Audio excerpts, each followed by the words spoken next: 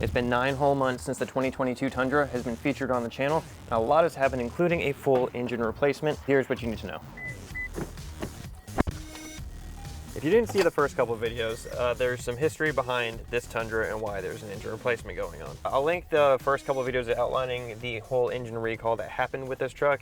I guess that started really about 10 months ago. It's really been going on for quite a while. But the engine finally got replaced months and months later. The short story is, when they produced the motor, there was some leftover debris inside of the engine, and it caused a lot of Tundra engines to fail prematurely, like within a few thousand miles. It would be way more expensive for them to fix the problem versus just replacing the whole motor, because it was so deep into the motor. They'd be, working on it for hours and hours versus just swapping the motor out with another crate motor. So that's what we ended up doing. They were able to do the entire replacement in about 48 hours. They were done. They developed a new way to pull the motor out of this truck instead of having to pull the whole cab off, which was how they had the first couple engine replacements, which were very labor intensive and didn't make a lot of sense. So they developed their own engine hoist specifically for this recall, so they could tip the motor out forward. That's what my understanding is. I don't work for Toyota. I don't know. This is just what I'm reading through forums and online groups, so I could be as educated as I can be and share that knowledge with y'all. That's what I know about it. So the question you're probably wanting to know is, how is it riding since the motor has been replaced? And it's been done for probably about a month now, month and a half. It has been fully replaced, and honestly, you probably wouldn't know any different otherwise. It runs fine. It drives exactly the same. Miles per gallon really hasn't changed. As far as drivability, it drives exactly the same. It picks up the same. There's no difference in turbo lag, so don't get too excited there. Miles per gallon is the same.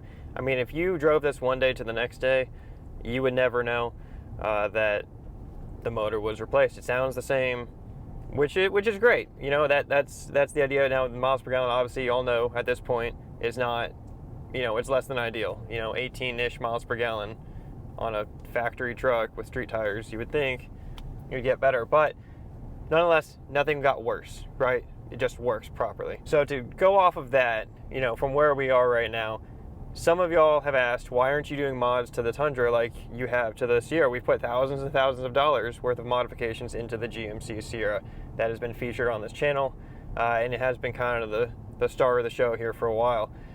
And the answer to that is, we wanted to know what we were going to do with this Tundra. We knew the recall was going to happen. We knew the motor had to be replaced. We went to go look at trading this truck in because of the issues and maybe just getting something different. One, the values dropped a lot. It was a 2022. A lot of vehicles were really expensive at that time. And then on top of that, if you didn't get the motor replaced, it was considered an outstanding recall, and it was significant. And so nobody wanted to take the Tundra off your hands with an outstanding engine recall. No one would take it until you get the recall done. And then once you get the recall done, it'll show on the Carfax that the motor's been replaced, which is kind of it just stinks either way. There's no good side to that as far as the value of your vehicle. So you're kind of a rock and a hard place on that side of things. As of now, Tundra's sticking around. We actually have a cool new interior transformation coming on this truck. As you can see, it's kind of regular cloth, but maybe not for long. Maybe stick around for that one, because that one's coming. So we do have some things coming for this channel. And the cool thing too is, as this channel's grown, we've had some opportunities to work with some great brands, and now that's starting to come into the Tundra side of things. So hopefully that keeps going, because that would be a really neat opportunity for both the channel and for the truck, because how much do you want to put into a vehicle that has had an issue or two? So let's talk about what's good about the Tundra, right? So just, it's not all negative. The Tundra is a super good looking truck. It's really fast. It is a twin turbo V6 still. No different really than like a Ford EcoBoost that, when you want to go, it goes. You still have the turbo lag and things like that, but it's not really that bad. It's pretty standard for a twin turbo vehicle. But when you want to go, it'll get up and go. Rides really smooth.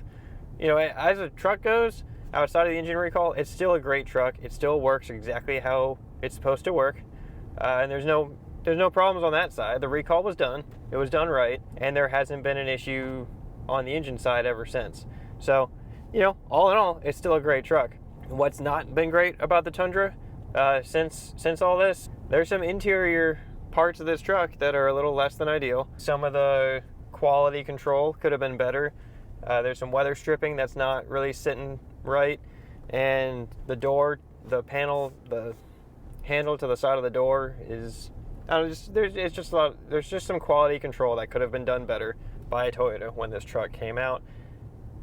Not the end of the world, you know, it's not the mechanical side of things, but it is the creature comforts. This truck doesn't have a power driver's seat, which is just kind of a bummer. You know, they bought this during the chip shortage era, or the truck was bought during the chip shortage era, so power seats were not an option, and that just is what it is. There's no power seats, and they did not pre-wire this truck like they do with the Fords, where you could swap it out for a power seat. So we have learned that, at least when this truck was built. That may be different for 2025s, I don't know, but for the 2022s, they didn't pre-wire every truck the same like some other brands do. So at this point, I mean, tell me what y'all want to see. Let me know what y'all will be interested in seeing, modification-wise.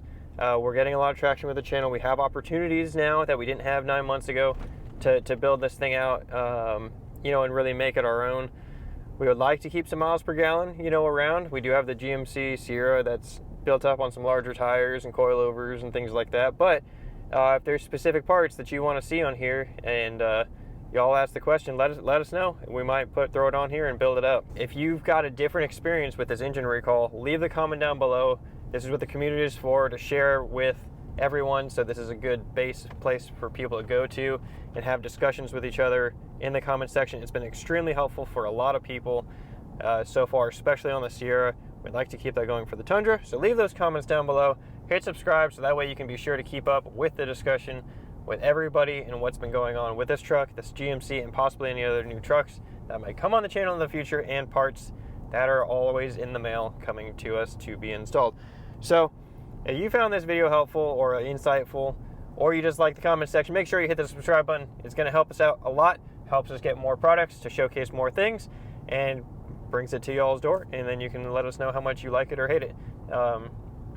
That's what this is all about. So anyways, subscribe to Nick Kovac channel, and we're going to see you on the next one. Peace.